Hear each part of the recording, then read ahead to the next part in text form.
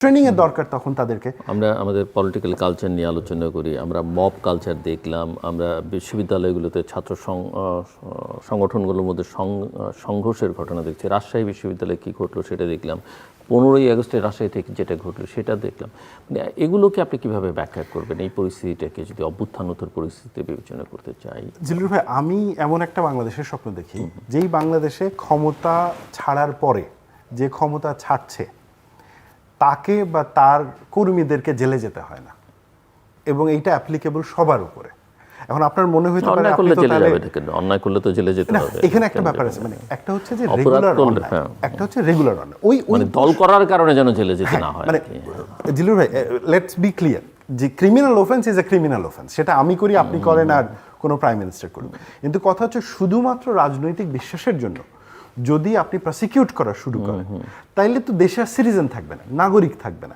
রাজশাহী ইউনিভার্সিটিতে যে ঘটনাটা ঘটেছে আপনি যদি দেখেন, 15ই আগস্ট বাংলাদেশের ফাউন্ডিং প্রেসিডেন্ট শেখ মুজিবুর রহমান সাহেবের, তার এবং তার পুরো পরিবার, 2জন মেম্বার ছাড়া একটা ম্যাসাকার করা হয়েছে। হ্যাঁ, এবং তার বিরুদ্ধে অনেকগুলো অভিযোগ ছিল যে সে গণতন্ত্রকে বিতাড়িত করেছে, বাকশাল চালু করেছে, and everything, which is true. আপনি যদি চিন্তা করেন তার 36 বছরের রাজনৈতিক জীবনে মোটামুটি 34 বছর বিতর্ক ফ্রি ছিল, মানে সে স্বাধীনতাতে লিড করেছে। 71-এর পরে এসেও তার যেমন অনেকগুলো পজিটিভ উদ্যোগ ছিল, যেমন রিকনসিলিয়েশনের চেষ্টা করা, ইনস্টিটিউশনগুলোকে ফেরত আনার চেষ্টা করা, আবার অনেকগুলো জায়গাতে তার লিমিটেশনও ছিল। তার মধ্যে একটা বড় লিমিটেশন হচ্ছে যে সে যে গণতন্ত্রের জন্য সংগ্রাম করলো, সে সেই জায়গাটাতে গণতন্ত্রে না গিয়ে বাকশালের মতন একটা জিনিস চালু করলো। কিন্তু এর কোনোটাই একজন পলিটিশিয়ানের তার সপরিবারে তার হত্যাকে জাস্টিফাই করতে পারে কিনা।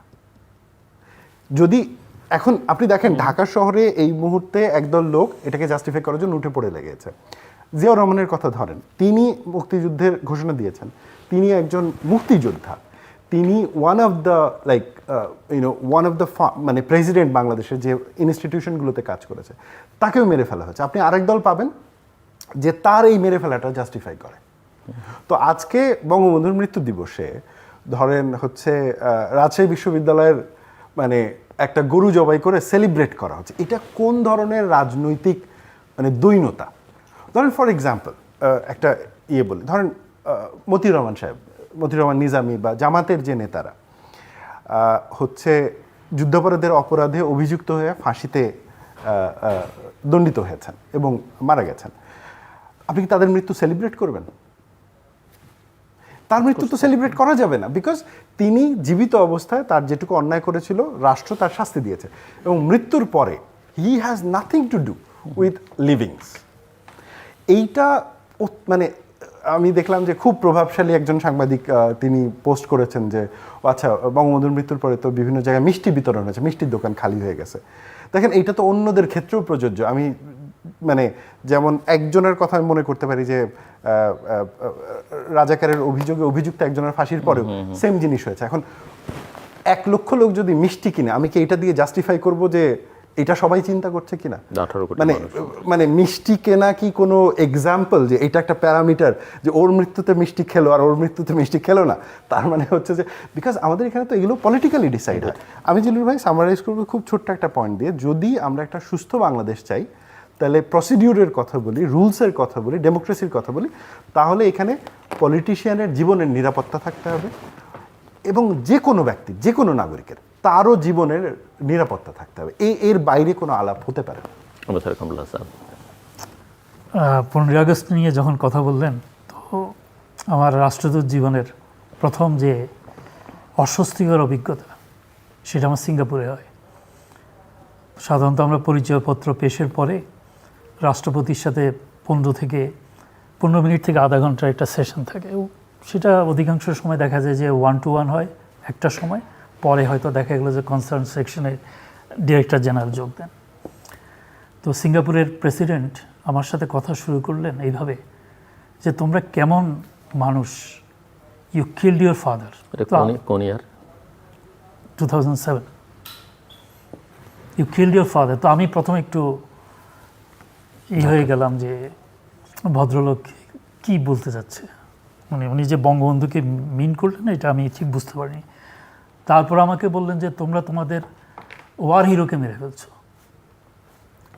তো এই যে ধরেন পলিটিশিয়ানদেরকে তাদের ভুল থাকতে পারে, হ্যাঁ, বঙ্গবন্ধু মানে ৭৩-এর নির্বাচনে বিরোধী দল যেভাবে পার্লামেন্টে আসা উচিত ছিল তার দল সেই ধরনের একটা নির্বাচন হতে দেয়নি, হ্যাঁ, অথবা ৭৫-এ তিনি বাকশাল চালু করেছেন। তো এর জন্য যে তাকে মেরে ফেলতে হবে, আচ্ছা তাকে না হয় মেরে ফেলা, তার পরিবারে কি সমস্যা ছিল, তার পরিবারের সদস্যদেরকে কেন মারা হলো? না হয় বুঝলাম যে ওনার ছেলেদের সমস্যা ছিল, কিন্তু ওনার যে পুত্রবধূ বা শিশু এবং শিশুপুত্র তাদের কি দোষ ছিল?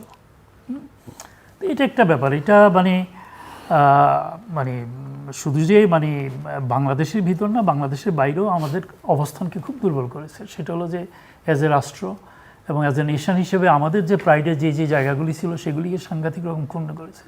জিয়াউর রহমান সাহেব বাংলাদেশের আজকের যে আপনি ইনস্টিটিউশন বিল্ডিংয়ের কথা বলছেন, বঙ্গবন্ধু যেই কাজগুলি করেননি সেই সমস্ত কাজগুলি কিন্তু সবই জিয়াউর রহমান সাহেবের আমলে হয়েছে। যেমন সিভিল সার্ভিস বলতে বাংলাদেশে কিছুই ছিল না। সিভিল সার্ভিস বাংলাদেশে প্রতিষ্ঠা করলেন জিয়াউর রহমান, এবং সেখানে উনি নিশ্চিত করার চেষ্টা করেছেন যেটা হলো যে মানে মানে মেধাবীরা যাতে সিভিল সার্ভিসে আসে। আপনি আমাদের থিঙ্ক ট্যাঙ্কের কথাই ধরেন, বাংলাদেশের প্রথম অফিসিয়াল থিঙ্ক ট্যাঙ্ক হলো বীজ, যদিও যে লক্ষ্য নিয়ে জেনারেল জিয়া বীজ চালু করেছেন সে তার লক্ষ্যমাত্রা পূরণ করতে পারেনি। এটা দাঁড় করানো হয় যে সরকার প্রধানকে এবং পররাষ্ট্র মন্ত্রণালয়কে নিয়মিত রিসার্চের মাধ্যমে ফিড দেওয়া, যেটা তারা পরবর্তীতে তাদের এইভাবে আপনি যদি ধরেন প্রায় প্রত্যেকটা প্রতিষ্ঠানকে কিন্তু জিয়াউর রহমান তৈরি করেছেন, এবং সেই লোকটাকে আমরা মেরে ফেললাম। এবং সেই কিভাবে মারলাম সেটা তো আমরা সবাই প্রত্যক্ষ করি, এবং সেখানে দেখা গেল যে আমরা বিদেশি ষড়যন্ত্র বলে এটা চালায় হয়তো বলতে পারি, কিন্তু এটার সাথে তো আমাদের দেশীয় লোকরা যুক্ত ছিল।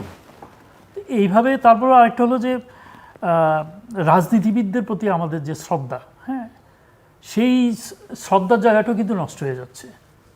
পলিটিশিয়ানকে যদি আপনি রেসপেক্ট না করেন, এবং সেটার জন্য আমাদের পলিটিশিয়ানরা দায়ী। আপনি যে লোক সারা জীবন রাজনীতি করলো, আপনি পলিটিক্যাল ইনস্টিটিউশন দাঁড়াবে কীভাবে? আপনি যে লোক সারা জীবন রাজনীতি করলো, আপনি যখন পার্লামেন্টে নমিনেশনের সময় আসলো আমরা তাকে নমিনেশন দিলেন না, আপনি এমন একটা লোককে নমিনেশন দিলেন যে হয়তো পার্টি ফান্ডে হয়তো 10 কোটি টাকা অথবা 20 কোটি টাকা চাঁদা দিয়ে দিতে পারবে। তো এইভাবে তো মানে আপনার রাজনৈতিক সিস্টেম ডেভেলপ করে না। হ্যাঁ, তারপর হলো যে আপনার রাজনীতিবিদদের যে সততা, একজন রাজনীতিবিদকে দেখে মানুষ প্রভাবিত হবে অথবা অনুপ্রাণিত হবে, সেই যে অবস্থা তো নয়। আমি অন্তত ৭৯ পর্যন্ত আমি পার্লামেন্টের এমপিদেরকে দেখেছি, কলেজ শিক্ষক, হ্যাঁ, উকিল। সে আমি ৮৬-তে দেখলাম যে প্রথম ব্যবসায়ীরা, আমলারা, অবসরপ্রাপ্ত সামরিক কর্মকর্তারা পার্লামেন্টে চলে আসছেন। ৯০-তে ৯৬, এটা এখন প্রকট থেকে প্রকটতর আকার ধারণ করতেছে। কাজে আমাদের দেশে আমার মনে হয় যে ইনস্টিটিউশনাল বিল্ডিং যেমন দরকার, পাশাপাশি আপনার একটা রাজনৈতিক দল কিভাবে কাজ করবে, রাজনীতিবিদরা কিভাবে গুরুত্ব পাবে, এগুলিও কিন্তু আমার মনে হয় যে সমানভাবে আমাদের গুরুত্ব দিতে হবে।